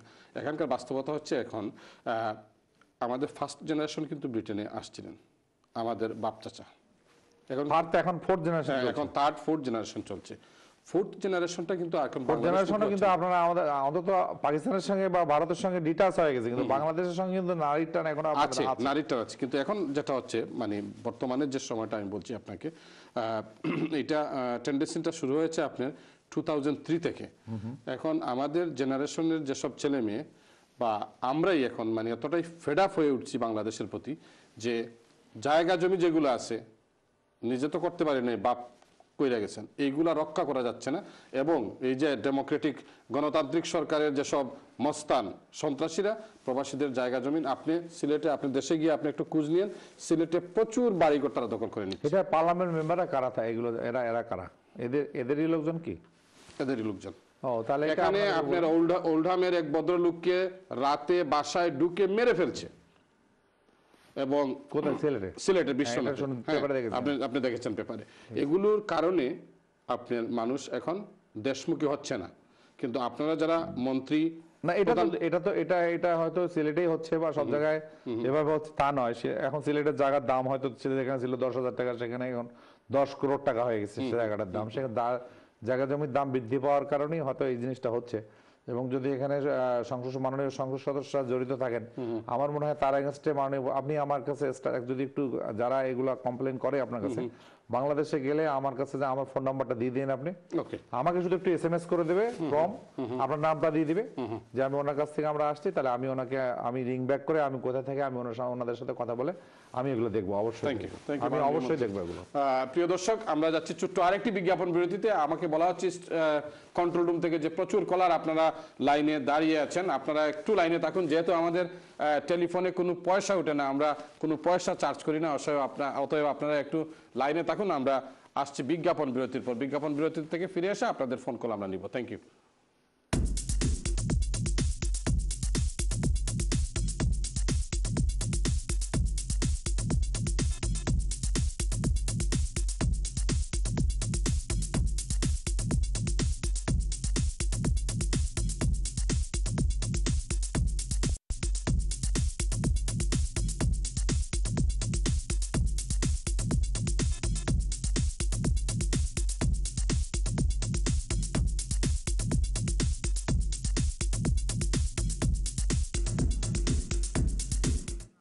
আসসালামু আলাইকুম সুপ্রিয় দর্শক, বিজ্ঞাপন বিরতির পর আমরা আবারও ফিরে এসেছি। এই মুহূর্তে যারা টিভি সেটের সামনে বসেছেন, আপনারা তো জানেন আমরা কি নিয়ে এবং কাকে নিয়ে কথা বলছি। প্রিয় দর্শক, আজকের স্ট্রিট ডায়ালগের সম্মানিত অতিথি হচ্ছেন গণপ্রজাতন্ত্রী বাংলাদেশ সরকারের মাননীয় স্থানীয় সরকার ও পল্লী উন্নয়ন সমবায় প্রতিমন্ত্রী জনাব মশিউর রহমান রাঙ্গা। আমরা কথা বলছিলাম সিলেটের প্রবাসীদের জায়গা সংক্রান্ত বিষয় নিয়ে, এবং মাননীয় মন্ত্রী বলেছেন তিনি দেশে গিয়ে সেসবের ব্যাপারে কথা বলবেন, এবং আপনারা যাদের অসুবিধা রয়েছে আপনারা যখন দেশে যাবেন, মাননীয় প্রতিমন্ত্রী বলছেন যে উনার ফোন নাম্বার আপনাদেরকে দিয়ে দিতে। SMS করে দেন, হ্যাঁ, আমি সেটাই করব। লন্ডন থেকে আমি রিং ব্যাক কল ব্যাক করব। ঠিক আছে। আপনারা তো শুনছেন আপনারা উনার বক্তব্য। মাননীয় প্রতিমন্ত্রী, আপনার সাথে বাংলাদেশের ব্যাপারে কথা বলছি, লন্ডনের ব্যাপারে কথা বলছি। রংপুর আপনার এলাকা? কারেক্ট। রংপুরে আপনি? রংপুর আমার এলাকা নয়, রংপুর হচ্ছে আমি ওখানকার একজন সংসদ সদস্য। ওখানে হুসাইন মোহাম্মদ এরশাদের এলাকা বলতে পারেন আপনি, কারণ আপনার নেতার এলাকা এবং আপনারও এলাকা আপনার সেখান থেকে। রংপুরে আপনাদের মানে উন্নয়নের ছোঁয়া কেমন লেগেছে? রংপুরে আমাদের আসলে আমরা দীর্ঘদিন 90 সালের পর থেকে কিন্তু আমরা অনেক ডিপ্রাইভ ছিলাম আসলে। অর্থাৎ যে গভর্নমেন্ট এসেছিল বা সে সময় এরশাদ সাহেবকে তারা জেলে দিয়েছিল, এবং এরশাদ সাহেব দীর্ঘদিন জেলেও ছিলেন, প্রায় অনেকগুলো বা প্রায় 43-44টা মামলাও দিয়েছিলেন ওনার বিরুদ্ধে। তারপরে ডেভেলপমেন্ট বলতে একদম নাই বলতে যা আছে তাই আর কি ছিল, কিছু করা হয়নি ওখানে। আমরা বিগত তখন করেননি। হ্যাঁ, এরশাদ সাহেব যখন ছিলেন তখন কিছু করেছেন। তো ওনার বিষয়টা ছিল উনি বলতেন আমি সারা বাংলাদেশের প্রেসিডেন্ট, আমি সারা বাংলাদেশে করব। অর্থাৎ সর্বশেষ মনে হয় শাহজালাল বিশ্ববিদ্যালয়, এটা তো আপনাদের কাছে মনে জি হয়। জি জি শাহজালাল বিশ্ববিদ্যালয় করা, যেটা রাজশাহী বিশ্ববিদ্যালয় ছিল, ওইটা করার পূর্বে কিন্তু রংপুর বিশ্ববিদ্যালয় করার কথা ছিল ওনার। রংপুর একটা বিশ্ববিদ্যালয় করবেন উনি, কিন্তু উনি আমাকে তখন বললেন যে না, আগে সিলেটে কোনো বিশ্ববিদ্যালয় নাই, কাজে সিলেটে করার পরে আমি রংপুরে করব। আপনাদের এই কারণে কিন্তু কারমাইকেল কলেজটাকে বিশ্ববিদ্যালয় করার কথা ছিল। এই কারণে কিন্তু উনি বলেন যে আমার সেকেন্ড হোম হচ্ছে সিলেট, উনি কিন্তু সবসময় বলেন। এবং আমরা যে সেই সময় ভোটগুলো পেয়েছিলাম, তার মধ্যে রংপুরের 22টা সিটের আসনের মধ্যে আমরা 21টাই পেয়েছিলাম, এবং আপনাদের সিলেট থেকে কিন্তু আমরা 13-14টা আসন কিন্তু আমরা পেয়েছিলাম। এই কারণে কিন্তু এরশাদ সাহেব সেফ হয়ে গেছে। যদি এগুলো আমরা আসনগুলো, উনি 5টি আসনে দাঁড়িয়েছিলেন, 5টিতে জিতেছেন, সেখানে যদি না জিতেন তাহলে কিন্তু এরশাদ সাহেবের ফাঁসি হয়ে যেত হয়তো। তা যাই হোক, আপনারা আমরা মিলে, সিলেটবাসী এবং রংপুরবাসী মিলে এরশাদ সাহেবের আমরা হয়তো আমাদের কারণে ওনার প্রাণে বেঁচে গিয়েছেন। আল্লাহ তাআলা রাজাকে যেভাবে রক্ষা করে সেটাই এক বড় কথা। তো উন্নয়নের গুলো উনিও সে সময় করেছেন, চিড়িয়াখানা করেছেন রংপুরে, আরো অনেক ভালো ভালো কাজ, রাস্তাঘাট সারা বাংলাদেশের রাস্তার মধ্যে রংপুর দিনাজপুরের রাস্তা তখন ভালো ছিল, তারপরে চট্টগ্রামের দিকে করছিলেন, অনেক জায়গায় রাস্তাঘাটগুলো ইন্টারন্যাশনাল এগুলো রাস্তা হওয়ার কথা ছিল, সেভাবেই করেছিলেন উনি। তো তারপরে এই আওয়ামী লীগ গভর্নমেন্টের সময় আমরা রংপুর বিশ্ববিদ্যালয় পেয়েছি, এবং আমরা রংপুর সিটি কর্পোরেশন আমরা পেয়েছি। সারা বাংলাদেশের 7টি কর্পোরেশনের মধ্যে সিটি কর্পোরেশন রংপুর, সেটি আমরা পেয়েছি। তারপরে আপনার বেগম রোকেয়া বিশ্ববিদ্যালয়তে বললাম আমরা পেয়েছি, এটা কারমাইকেলকে না হলে বেগম রোকেয়া করে দিয়েছেন আলাদা করে, কারমাইকেল কলেজটা আলাদা রয়ে গেল আর বিশ্ববিদ্যালয়টা আলাদা রয়ে গেল, করা হলো। তারপরে আমি ব্যক্তিগত আমার মন্ত্রণালয় থেকে যেগুলো আমরা করতে চাচ্ছি, রাস্তাঘাটগুলো আমরা অনেকটা পাকা করে ফেলেছি, এবং প্রাইম মিনিস্টার অনেক প্রায়োরিটি, কারণ প্রাইম মিনিস্টার শ্বশুরবাড়িতে হলো রংপুর। আচ্ছা, বিরোধী দলের নেত্রীর শ্বশুরবাড়ি কিন্তু রংপুর, বিরোধী দলের নেত্রীর শ্বশুরবাড়ি এরশাদ সাহেব রংপুর, মানে রওশন এরশাদ, উনি কিন্তু রংপুর শ্বশুরবাড়ি। প্রধানমন্ত্রী শ্বশুরবাড়ি, প্রধানমন্ত্রীর পীরগঞ্জ শ্বশুরবাড়ি কিন্তু রংপুর, এবং প্রধানমন্ত্রীর সিট ওই পীরগঞ্জে জিতেছিলেন, কিন্তু জেতার পরে ওই আসনটি ছেড়ে দিয়েছিলেন শিরিন শারমিনকে। শিরিন শারমিনের বাড়ির শ্বশুরবাড়ি বা বাড়ি মনে হয় সম্ভবত কিশোরগঞ্জ। উনি ওখান থেকে নির্বাচন করে কিন্তু 6 আসনে নির্বাচন করে জিতেছেন। তো বিরোধী দলের নেত্রী, তারপরে স্পিকারের বাড়ি তাহলে ওখানে হলো, ডিপটি স্পিকারের বাড়িও কিন্তু রংপুর। আচ্ছা, ডিপটি স্পিকারের বাড়ি রংপুর। তো সেভাবে আমরা মনে করি যে রংপুরের একটা উন্নয়নের বন্যা বয়ে যাবে। সেটি না বয়ে গেলেও মানে খুব খারাপ কিছু হয়েছে তা মনে হয় না, কারণ সিটি কর্পোরেশন অনেক বড় পাওয়া ছিল এটা আমাদের রংপুর মানুষের, এটা আমরা পেয়েছি। আমরা বিশ্ববিদ্যালয় পেয়েছি। আমরা রংপুরে আমাদের রাস্তাগুলো ছিল প্রায় 13 ফিট 14 ফিট, মানে শহরের ভিতরে রাস্তাগুলো ছিল, সেটাকে আমরা ভেঙে আমাদের সময় থেকে আমরা 65 ফিট করছি এগুলো, অর্থাৎ 65 ফিট রাস্তা, অনেক ওয়াইড রাস্তা হবে। দোকানপাট ভেঙে দিয়ে এগুলো আমরা হাইরাইজ বিল্ডিং ভেঙে দিয়ে মাননীয় প্রধানমন্ত্রীর নির্দেশে আমরা এটা করছি। তারপরে রংপুরে মিল্ক ভিটার আমরা মিল্ক ভিটার দুধের যে ইয়েগুলো, এটা পাউডার মিল্ক একটা শুধু আছে বাগাবাড়িতে, আমরা এই বাগাবাড়িটা আমরা শিফট করে আমরা, কেন এটা এখন 1 লক্ষ লিটারের পাউডার দুধ হয়, এই 1 লক্ষ লিটারের পাউডার দুধের আমরা প্রকল্পটা নিয়ে যাব রংপুরে, এবং এটা বাগাবাড়িতে আমরা 3 লক্ষ লিটারের একটা পাউডার মিল্কের প্লান্ট আমরা ওখানে করব। ঢাকা থেকে আপনাদের যোগাযোগ ব্যবস্থা কি? ঢাকা থেকে যোগাযোগ ব্যবস্থা খুবই ভালো। বাগাবাড়ির যোগাযোগ ব্যবস্থা যমুনা পার হয়ে আসলেই তো এপাশে টাঙ্গাইল, তারপরে হচ্ছে আপনার টাঙ্গাইলের পরে এপাশে হচ্ছে আপনার ভুলে গেলাম নামটা, যাই হোক আর কি, গাজীপুর, তারপরে এদিক দিয়ে কাছাকাছি হয়ে যায়। কত সময় লাগে রংপুর যেতে? রংপুর সময় লাগে। রংপুর এখন ওই একটু যানজট হয় বা রাস্তাঘাট একটু থাকলে বা একটু গাড়ি অনেক বেশি হয়ে গেছে, তো যার কারণে রাস্তার তুলনায় গাড়ির সংখ্যা অনেক বেশি হয়ে গেছে, এবং লোডেড গাড়ি খুব বেশি হয়ে গেছে। মানে যারা এই যে আপনার গার্মেন্টসের 20 টন 25 টন 30 টন বা যেসব আপনার কোল্ড স্টোরেজের মালামাল গুলো যাচ্ছে, এটা 20 টন 30 টন 25 টন লোড ক্যাপাসিটির উপরে হয়ে যাচ্ছে, কাজেই রাস্তাগুলো একটু ক্ষতিগ্রস্ত কিন্তু বেশি হচ্ছে আমাদের। এই জন্য আমরা চিন্তা করতেছি যে এখন কংক্রিটের রাস্তাগুলো আমরা করব। কংক্রিটের রাস্তা কিন্তু পানিতে নষ্ট হয় না। এটা আপনার সিলেটের দিকেও দেখবেন, হাওড়ের অঞ্চলে যেসব রাস্তা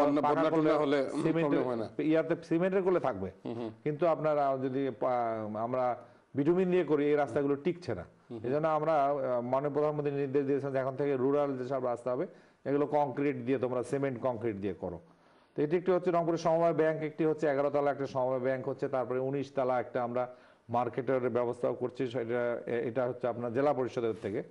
তো মোটামুটি হাউজিং এর ব্যবস্থা এখানে হচ্ছে, তারপরে আরো অনেক ডেভেলপমেন্ট ছোট ছোট উন্নয়নমূলক কর্মকাণ্ড রংপুরের জন্য, স্পেশালি মহিলাদের জন্য বরাদ্দ আছে প্রায় 1 কোটি টাকার, মানে 100 কোটি টাকার মতো শুধুমাত্র মহিলাদের।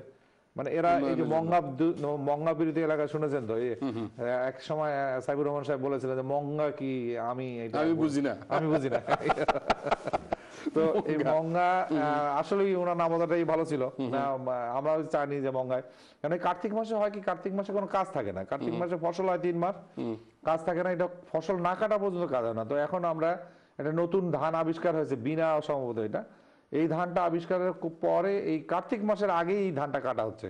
তা কার্তিকের যে মঙ্গাটা, এই মঙ্গাটার এখন আর কিন্তু আমাদের মানুষকে আর ভোগ করতে মঙ্গা আসলে আমিও বুঝি না, টু বি অনেস্ট। মঙ্গাটা হচ্ছে কি, মানে আপনার কোনো কাজ থাকে না, আপনার যারা ডে লেবারদের তো রেগুলার একটা কাজ লাগে, ডে লেবারদের কোনো কাজ থাকে না, কাজ না থাকলে তখন তারা মানে খাওয়াটা তো পাচ্ছে না, তাহলে তো মঙ্গা, ওইটাকেই মঙ্গা বলা হয়। ওইটাকে যারা খাওয়ার থাকে না ওইটাকেই বলা হয় মঙ্গা। এটা রংপুর, কুড়িগ্রাম, লালমনিরহাট এই অঞ্চলটুকুতেই বেশি ছিল। তো এটা এখন কিন্তু মঙ্গা একদম একদম স্টপ। নীলফামারী কি আপনাদের? নীলফামারীও মঙ্গা, ওইটাও মঙ্গা এলাকা আছে। ওটাও মঙ্গা এলাকা আছে। নীলফামারী, রংপুর, লালমনিরহাট, কুড়িগ্রাম, গাইবান্ধা, গাইবান্ধা, পাঁচটি নিয়েছিল আপনার রংপুর জেলা, বৃহত্তর রংপুর জেলা। এখন তো এগুলো 5টি জেলা হয়ে গেছে। সুতরাং মঙ্গার আর মঙ্গার কথা কেউ বলে না, পার্লামেন্টে শুনবেন না, পত্রিকা তো আর মঙ্গা দেখবেন না ইনশাল্লাহ। মঙ্গা থেকে আপনারা উত্তরণ হয়ে গেছেন। মঙ্গা উত্তরণ করে ফেলছি আমরা, মঙ্গা আমরা বিজয় মানে সমুদ্র জয়ের মতো জয় করে ফেলছেন। মাননীয় মন্ত্রী, আপনাকে অসংখ্য ধন্যবাদ। দেখি সম্ভবত কলার আছেন লাইনে। কে আছেন লাইনে? হ্যালো, আসসালামু আলাইকুম। কলার কি লাইনে আছেন? হ্যালো, কলার কি লাইনে আছেন? কলার, আসসালামু আলাইকুম। ওয়ালাইকুম আসসালাম। কে বলছেন প্লিজ? ভাই আসসালামু আলাইকুম। ওয়ালাইকুম সালাম। কে বলছেন প্লিজ? আমি এডিনবরা থেকে আলমগীর বলছি ভাইয়া। এডিনবরা থেকে, স্কটল্যান্ড এডিনবরা। কেমন আছেন আলমগীর ভাই?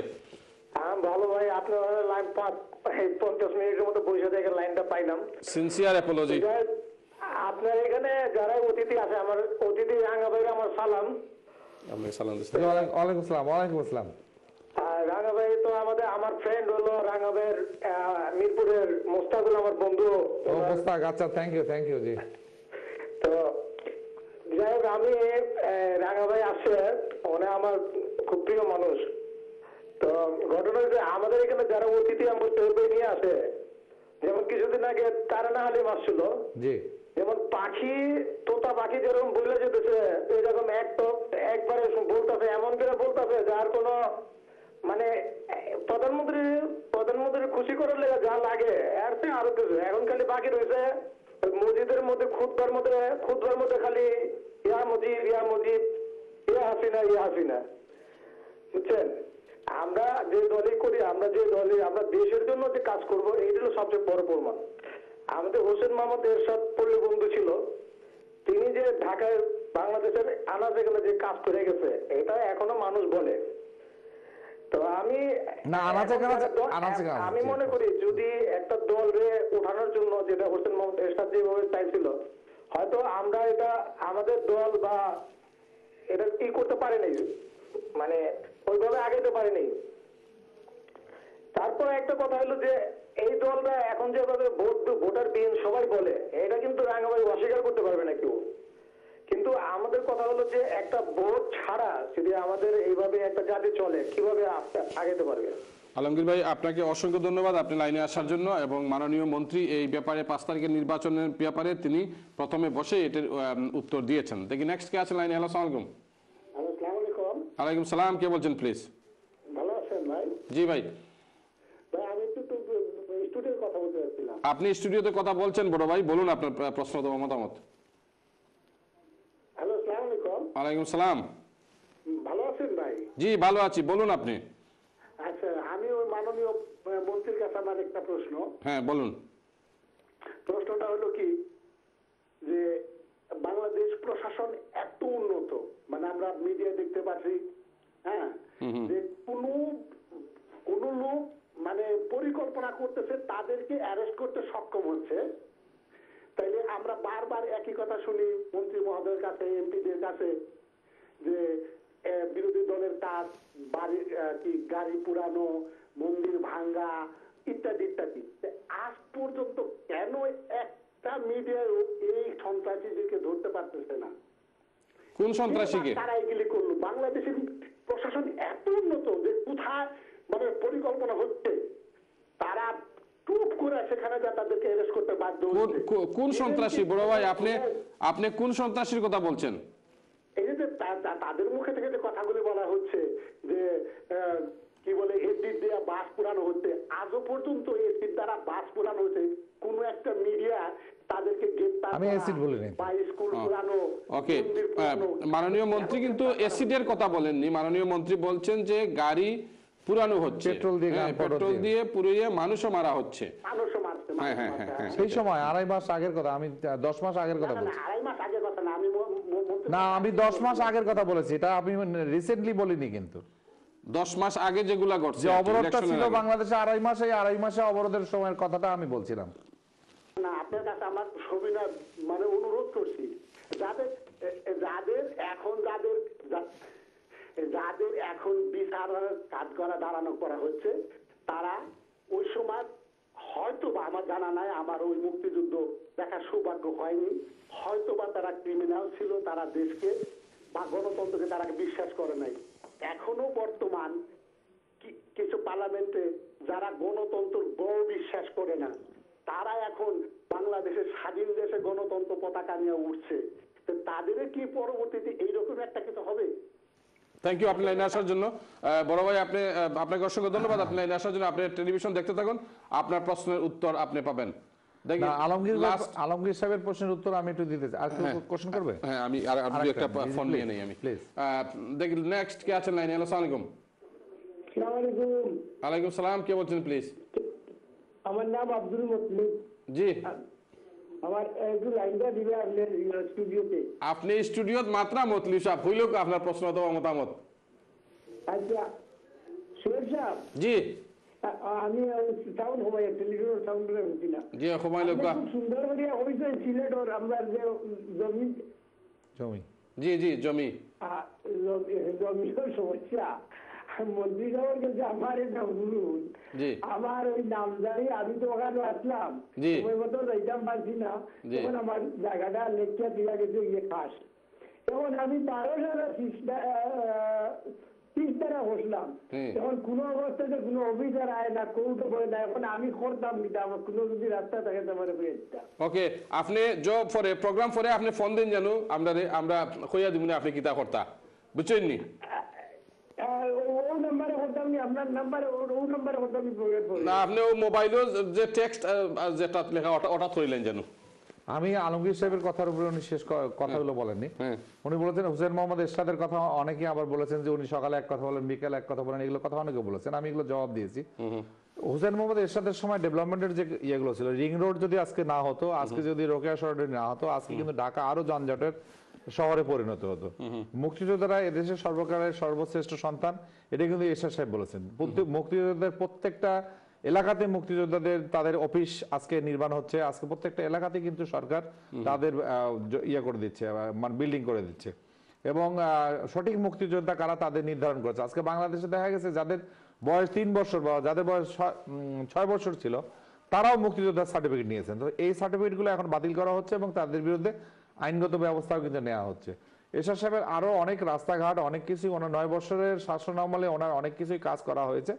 এগুলো যেহেতু আমাকে কোশ্চেন করা হয়নি, সেই কারণে আমি বলিনি। কিন্তু আমি জাতীয় পার্টি করি, আমি এরশাদের সংসদ সদস্য এবং আমি আওয়ামী লীগের একজন প্রতিমন্ত্রীর দায়িত্ব পালন করছি।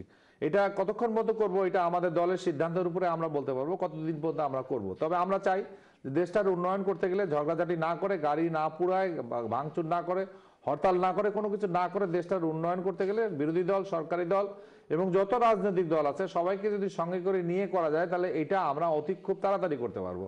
আর যদি আমরা আবারও হরতালের দিকে যাই, আমরা আবারও ভাঙচুরের দিকে যাই, আবারও আগুন জ্বালাও পোড়াও, পেট্রোল পাম্প পোড়ানো, এগুলো দিকে যাই, তাহলে আমাদের ক্ষতি হবে, আমাদের নিজেদের ক্ষতি হবে। আমরা যদি আমাদের নিজেদের ক্ষতিটা না বুঝি, আমাদের গণতন্ত্র বিকশিত করতে গেলে আমরা নাহলে আর 4 বছর থাকলাম, তারপরে যদি মানুষে মনে করে যে না আমরা উন্নয়ন করি নাই, আমরা মিথ্যা কথা বলেছি, আমরা বিভিন্ন পাখি আওড়ানোর মতো আমরা কথা বলেছি, তাহলে তখন মানুষে ভোট দেবে না আমাদের।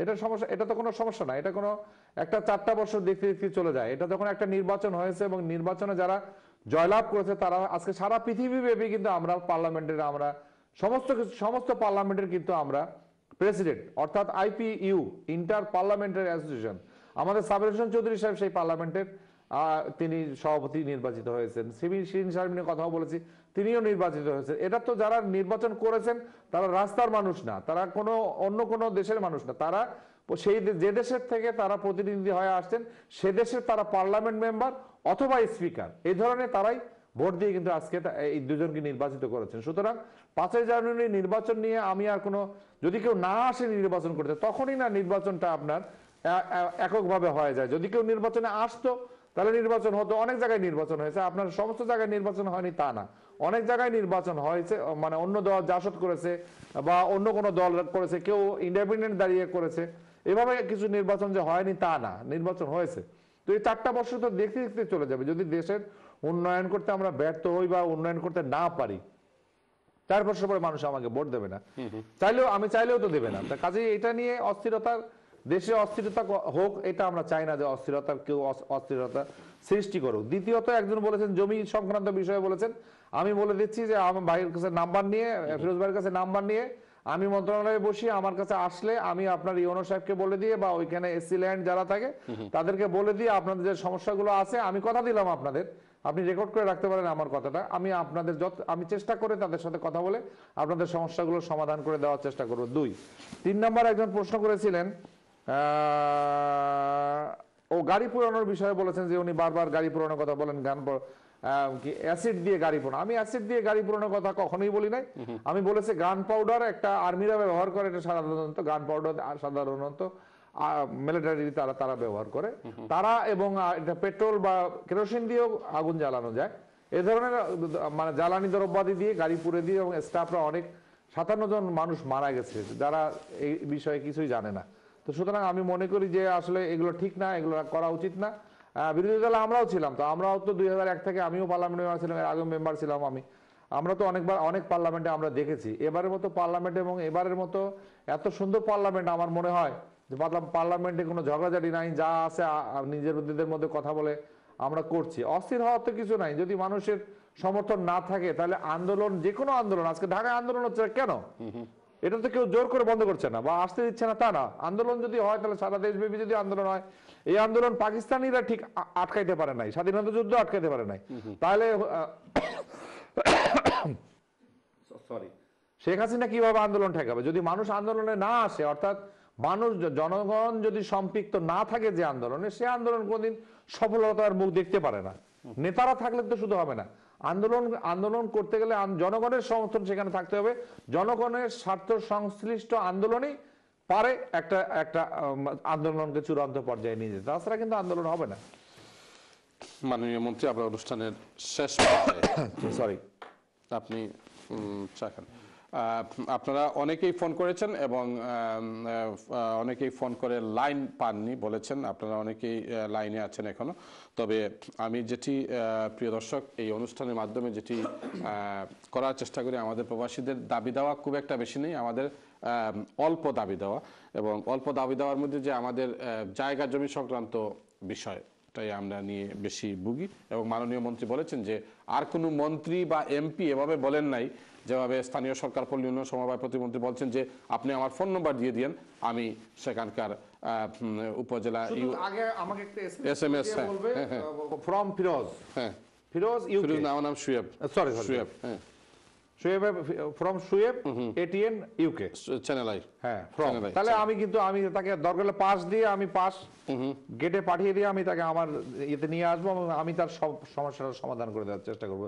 জমি জমা সংক্রান্ত বিষয়, জমি জমা সংক্রান্ত বিষয় নিয়ে আপনারা ওনার সাথে যোগাযোগ করতে পারবেন, এবং আপনি আমাদের রেফারেন্স দিলে, channel I reference, channel I Europe লিখে দিলেই কাজ হবে। মাননীয় মন্ত্রী, আমরা অনুষ্ঠানের শেষ পর্যায়ে, আপনি ইউরোপে বসবাসরত প্রবাসী বাংলাদেশি যারা রয়েছেন তাদের উদ্দেশ্যে আজকের মতো আপনার শেষ বক্তব্য। আমার শেষ বক্তব্য, আমি আপনাদের স্যালুট করি। আসলে অনেক কষ্ট করে দেশের প্রতি যে ভালোবাসা, দেশের প্রতি যে আপনাদের এত মমত্ববোধ, যেটা আমাদের দেশের অনেক মানুষের কাছে আমরা দেখি না। আমার অত্যন্ত খারাপ লাগে যে আপনারা নিজের দেশ ছেড়ে এখানে এসে অনেক কষ্ট করে, অনেক কথা শুনে এখানে আপনারা কাজ করছেন, এবং আপনাদের আমাদের কোনো সমর্থন ছাড়াই, কোনো সরকারের সমর্থন ছাড়াই আপনারা এখানে এসছেন। বিজয়ের মাস, জাতির জনক বঙ্গবন্ধু স্বাধীনতা আন্দোলনে ডাক দিয়েছিলেন, যারা সে সময় শহীদ হয়েছেন, 30 লক্ষ মানুষ শহীদ হয়েছেন, 2 লক্ষ মা বোনের সম্ভ্রম হানি হয়েছে, এবং এই বিজয়ের মাস আমি তাদের আত্মার মাগফিরাত কামনা করছি। এবং পরিশেষে আপনাদের সকলের সমস্ত অসুবিধাগুলো শেষ করে আমার খুবই ইচ্ছা, ব্যক্তিগত ইচ্ছা, যে বাংলাদেশের মানুষ আপনারা বাংলাদেশে ফিরে আসেন, এটাই আমরা চাই, এবং বাংলাদেশটাকে আবার আমরা গড়ে তুলি, এবং আমাদেরকে এটা পারতে হবে। উই ক্যান ডু ইট এবং উই ক্যান, আমরা পারবো ইনশাল্লাহ। আমরা সবাই মিলে যদি সচেষ্ট থাকি, উই ক্যান ডু ইট। এটাই আমাদের কাছে। আপনি প্রতিমন্ত্রী থেকে ফুল মন্ত্রী হন, এটা আমরা চাই। প্রিয় দর্শক, আমরা কথা বলেছি গণপ্রজাতন্ত্রী বাংলাদেশ সরকারের মাননীয় স্থানীয় সরকার, পল্লী উন্নয়ন এবং সমবায় প্রতিমন্ত্রীর সাথে, এবং রাঙ্গাভাই যেটি বলছেন তার শেষ বক্তব্যে যে আমরা দেশে ফিরে যেতে হবে।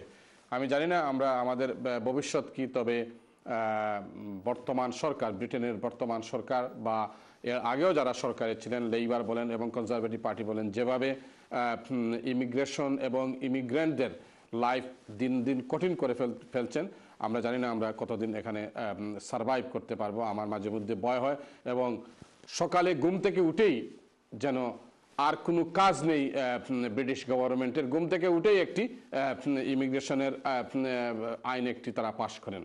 আজকে বিয়ের ব্যাপারে কড়াকড়ি করছেন, কালকে ভিজিটারের ব্যাপারে কড়াকড়ি করছেন, পরশুদিন স্টুডেন্ট যারা রয়েছে তাদের ব্যাপারে কড়াকড়ি করছেন। আরে বাবা, আমার বক্তব্য হচ্ছে যে যদি তুমি আসতে না দাও তাহলে দিও না, তুমি বন্ধ করে দাও। এই বানুমতির খেলা খেলে তো কোনো লাভ নেই এই স্টুডেন্টদের সাথে। এবং বাংলাদেশ থেকে যারা, ইন্ডিয়ান সাবকন্টিনেন্ট থেকে যারা আসে, তারা কিন্তু অনেক টাকা পয়সা খরচ করে এখানে আসে। এখানে এসে আজকে আপনি ভাড়াটিয়াকে ভাড়া দিতে পারবা না যদি সে ইলিগেল ইমিগ্রেন্ট হয়, সে যদি তার যদি স্ট্যাটাস না থাকে, এসব করার তো কোনো দরকার নাই। সুজা প্রেস কনফারেন্স ডেকে, বিবিসিকে ডেকে, আমাদেরকে ডেকে আপনারা বলেন যে বলো এদেরকে না আসার জন্য। দিনের পর দিন আইন করা হয় এবং পার্লামেন্টে ট্যাক্স পেয়ারদের পয়সা খরচ করা হচ্ছে। আমরা জানি না আমাদের ভবিষ্যৎ কি। প্রিয় দর্শক, দিনের পর দিন এইসব আইন কানুন করা হচ্ছে এবং ইমিগ্রেন্টদের লাইফ কঠিন করে ফেলা হচ্ছে। আমরা কথা বলেছি আমাদের বাংলাদেশের মাননীয় প্রতিমন্ত্রীর সাথে, এবং তিনি আপনাদের বিভিন্ন প্রশ্নের উত্তর দিয়েছেন, এবং তিনি যেটি বলেছেন যে প্রবাসী যারা রয়েছেন এই ব্রিটেনে, তাদের জায়গা জমি সংক্রান্ত কোনো বিষয় হলে ওনাকে SMS করার জন্য। প্রিয় দর্শক, এই অনুষ্ঠানের মাধ্যমে কোনো ধরনের ভুল ত্রুটি হয়ে থাকলে আমাদেরকে ক্ষমা সুন্দর দৃষ্টিতে দেখবেন। আপনাদের সবার জন্য শুভকামনা। আসসালামু আলাইকুম।